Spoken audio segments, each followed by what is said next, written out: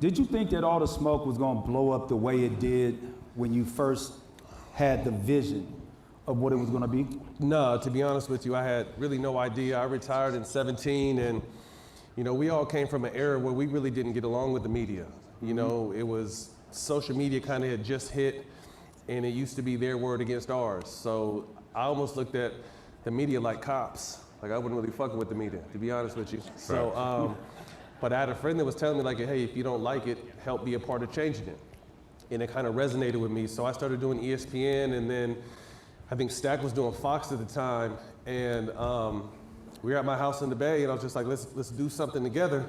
He's like, what? I was just like, let's do a podcast. He's like, what's the podcast? I was like, I don't know, but I know we can smoke and drink. He's like, shit, I'm in. And then randomly I did an interview on 𝗓𝗵𝗶𝘀𝗁 Cousins' documentary, and one of the producers from Showtime had said, hey, I heard you're looking to do a podcast. Showtime is starting a digital series, or a digital basketball series. You should talk to my partner. So a guy named Brian Daly flew out to New York, and we sat down at Shutters in Santa Monica and had a couple shots of tequila. I pitched them on just the concept of, I feel like the best conversations are in the man cave, in the barbershop, with the homies, with no cameras, and you're just chopping it up about life in general. And I was like, I want to put a camera on that type of conversation. And man, 6 years later, you know, we're one of the biggest and the best, and there's a handful of other shows in the space. So to answer your question, I had no idea what we were doing, what it was going to be, but we, you know, we definitely struck gold and were able to have some success in this space, but then also open up the doors for everyone else in the space. It's kind of crazy too, man, because remember when I did your podcast. You got to speak up, Mike. Come on, man. Speak up, bro. Use your coach voice. Your coach. Use your coach voice, Mike. So look, Use his buck voice. Yeah. So look, First of all, Mike is the only motherfucker that's in better shape after he played in the NBA than he is while he played in the NBA. I don't know what the fuck is diet going is on. annoying, man. Boy, Mike still be working. It's annoying. So look. So how we got started with this podcast, right?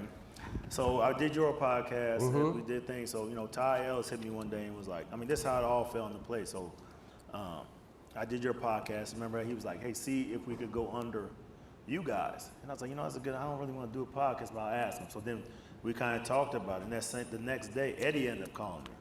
Hey, we want to do you want to do a podcast? I said, we're just thinking about doing it. Oh, out the blue. Yeah, so I mean, like everything came happens. together. We met 𝗓𝗓. I met 𝗓𝗓 on the, he's producer for the NBC yeah. stuff, and I asked him, like, everything came together, and I mean, it didn't work out with you guys, but I mean, the relationship and friendship that we had, you know, was second to none. Yeah. So we're hoping to get, you know, as big as you guys. So Yeah, congratulations. no, it was on dope. that. You know, obviously I worked with 𝗓𝗓 when I did some stuff with the Kings, but I feel like, you know, now, like, we're almost kind of like the OGs or the Godfathers in this space, but I don't look at anyone as competition. I don't look at you guys as competition. I don't look at anyone else, because I feel like we all have our own journeys, our own stories, how we reach success, the ups and downs, and I feel like I'm a fan now and a father, so I'd rather hear from someone who did it. You know, I respect everyone who's in journalism and took the steps to get where they're at, and the Stephen A's and all them guys, but they've never done it.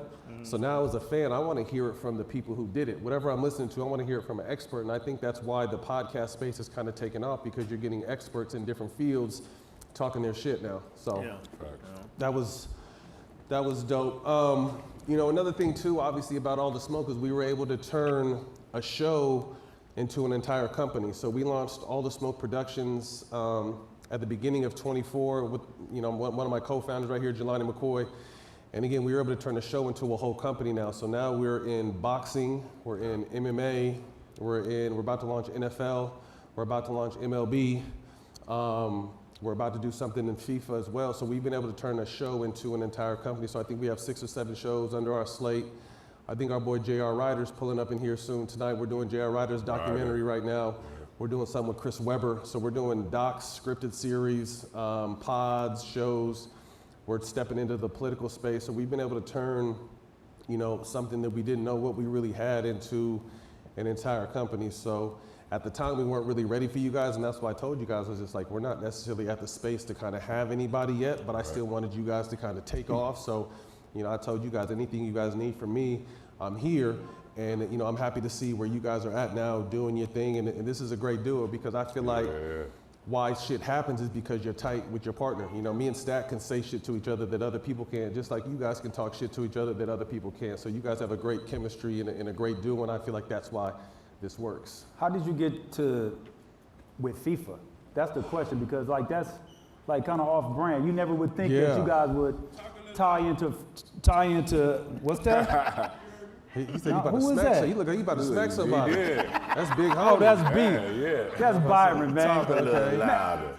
Hey man, sit down. God damn it. Sit your ass down, god damn Hey, it. he came all the way to stage. Yeah, he did. Speak your motherfucking ass Sit up. your ass down, I god thought damn it.